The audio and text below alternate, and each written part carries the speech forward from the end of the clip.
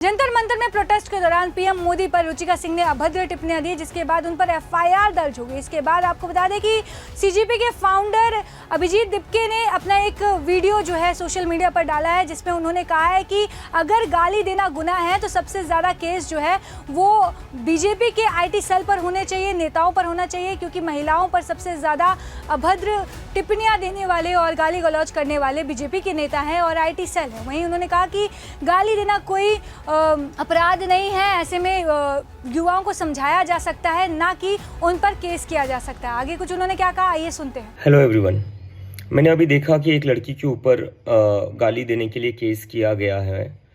तो एक बात तो ये है कि अगर आप केस कर रहे हो गाली देने के लिए, तो उन बीजेपी के आईटी सेल पर कब केस किए जाएंगे जो इतने सालों से लड़कियों को गंदी गंदी गालियाँ ऑनलाइन दे रहे थे, क्या क्या शब्द इस्तेमाल नहीं कर रहे थे वो लड़कियों के लिए, कहीं से भी वो इज्जत नहीं कर रहे थे लड़कियों की, और वो लोग प्राउडली अपने बायो में लिखते थे फॉलोड बाय पीएम मोदी। ऐसे लोगों ने लड़कियों को गंदी गंदी गालियाँ दी है, उनके ऊपर केस कब होंगे? और बात बस बीजेपी आईटी सेल तक नहीं है, इनके मेंबर ऑफ पार्लियामेंट जो है रमेश बिधूड़ी जी, उन्होंने किन शब्दों का इस्तेमाल किया था एक फेलो मेंबर ऑफ पार्लियामेंट के लिए सबको याद है। यूपी के जो सीएम है योगी आदित्यनाथ, उनका एक वीडियो भी आया था जहाँ पर जो एनआईए का कैमरा पर्सन था उसके लिए भी उन्होंने गालियाँ दी थी। तो ये क्या चल रहा है? इस देश में दो कानून चल रहे हैं क्या? यूथ के लिए एक अलग कानून है और बीजेपी और उनके नेताओं के लिए अलग कानून है।